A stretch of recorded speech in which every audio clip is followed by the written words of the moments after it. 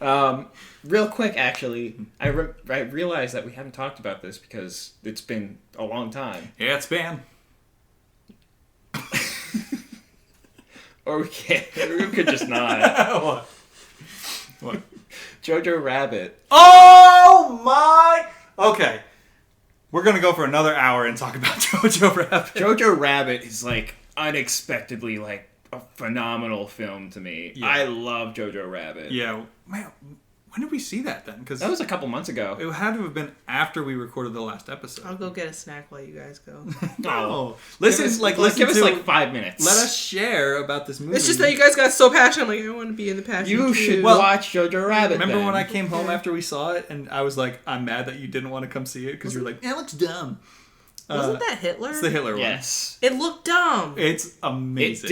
It does look dumb, and I'm like, I want to see how dumb it is. The trailer did not do it justice to make me want to go. But the guy who's Hitler is Taika Waititi. All right, real quick. Korg. Let's Hey, like... I'm a big pile of rocks, as you can see. It's a rock, paper, scissors joke for you. Let us explain the plot of Jojo Rabbit. Go. So, we follow a kid who is in the Hitler Youth, and he is incredibly enthusiastic about it. He loves being a Hitler Youth. I don't know what that means, but okay. Like the brainwashed kids who were like brought up to like worship Hitler, basically. Oh, okay. Yes. In real life, like this is a real thing that happened. Okay. So he has an imaginary friend who happens to be Hitler. And he just talks to Hitler all the time, and it's really bizarre, but it's super silly because Hitler is like just kind of like chummy with him. He's like, "Hey Jojo, how's it going?" Yeah. And he still has a very slight New Zealand accent. Like, he didn't try that hard to do the German accent. It's so good. It's like, oh, hey, you have seen any nasty, disgusting Jews out? And he's like, no, not today, Hitler. It's like, what is happening? But yeah, it follows this kid through like the whole ordeal of the war, and it's like just. But it's total satire because it shows how yes dumb that they all were, and like I almost don't want to explain that much and just like let you experience it, because if I gush about it so much, you'll like it less. Yes, exactly. Because you do that with everything. A lot of times people have recommended movies or games or film, and then I'll be like, that was dumb. So don't hype it up. Yeah, I mean, it wasn't that great. Okay, quit. I'll watch it if it wasn't that great. But I remember there was so many memorable moments that had like just a huge payoff. We were talking about it the whole way back. Yes. Like, and normally, I wouldn't consider you really like a movie person. Not really, so, despite my dad trying to push media on me all the time. Yeah. So the fact that like we were talking that much about like a movie, like that told me, like, I love movies, sure, like, and I'm pretty easy to please when it comes to movies and pretty much anything, but the fact that like you were like, yo, like I keep thinking, like you texted me the next day, like I keep thinking about Jojo Rabbit. Right. I'm like, oh man, this part, but I mean, it wasn't all that great. It was just kind of fun. You know what's amazing? It's the best movie I've seen ever. I don't know what it was about it. It had like some sort of magic about it. Like it was so weird and bizarre and kind of silly, but there was these moments that just like really freaking. I did cry at it. Yeah, I cried at a part. Whew. You know what? Okay, solution. The Star Wars crossover part was wild. What the heck? All right, solution. We figure out how to legally download or legally... Not download. Not download. I meant watch, not we'll download. legally pirate and steal this movie. I meant just legally watch this movie.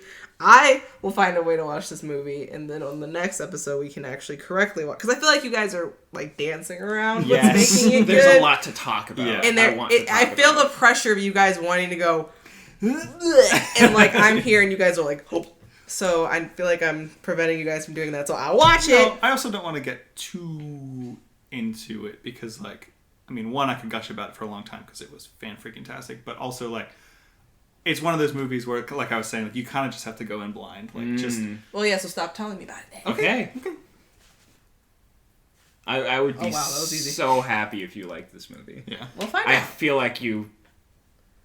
I feel like if I... But she doesn't like Her really taste. dumb humor. Yeah. And it's like, it's Yeah. a mix. I have to think. have... It has to be dry dumb humor, not wet dumb humor. It's You pretty dry. you cannot have... It cannot be freaking Eric Andre.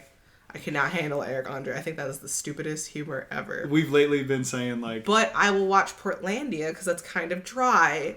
And like, I'll kind of chuckle at it. And I'm like, You like it if I think you like satires. Like if it's not taking itself seriously and kind of like poking fun at a certain thing, rather than like, you know, Tim Buzz and me Eric. mulatto. Yo, you want to hit this ranch? And I'm like, what does that mean? You gonna go down to the trippy and hit some quads with me, bro? The weird thing is when you quote it, I think that's hilarious. But when you see him, But when you show it cut to his me head and then off. I hear you enjoying these jokes, I get angry. I have the very same effect with Tim and Eric. It's Yeah. like I'll show you a clip and you're like you will like stare blankly at it, and then we'll reference it later on and just lose it. Yeah, it's hilarious. And then next time we watch the clip, it's funny. Like, Yeah. it's bizarre. It's weird. I don't know. It's a I'm weird... sorry. I don't laugh at things. And it also doesn't help that I don't laugh at things that are funny. My favorite people ever are Key and Peele. And we'll put it on while we're eating. And he'll be like, did you enjoy that? I'm like, yeah, it was really funny. Yeah, I'll be cracking up, and she's just like, and like the episode will be over, and she'll be like, "That one was so funny." And I'm like, But I didn't are you laugh. sure? Because I didn't laugh. we're watching the same thing. We've talked about that before on here, but Yeah, I'll just be like, did you enjoy that? Yeah, it was hilarious. well, I didn't even see you crack a smile, so. Sorry, You're a mystery to me still after all these years. What can I say except wash your hands? Yeah. We've had to like put a like level of moist category on the types of humor now, because I'll be like, "Oh, you gotta watch this video," and you'll be like, "Well, how wet is it?" And I'll be like, because she's like, "Oh, dry humor is stuff that I like," but like she calls like Eric Andre and Tim and Eric Andre. They should do a crossover. She calls that like wet humor because it's like it's the opposite of dry humor. So and I'll be like, it's like slightly damp. And she's like, I don't know. It sounds like it's dripping wet. And I'll show her, and she'd be like, yeah, that was very wet, and I hated it. You just made all of that up. What? I have never said all of that. We've had maybe not word for word, but we've had that conversation where you'll be like that's moist humor. Like it's not quite wet humor. It's moist humor, and therefore I didn't like it. Not in that voice, but Exactly in that voice.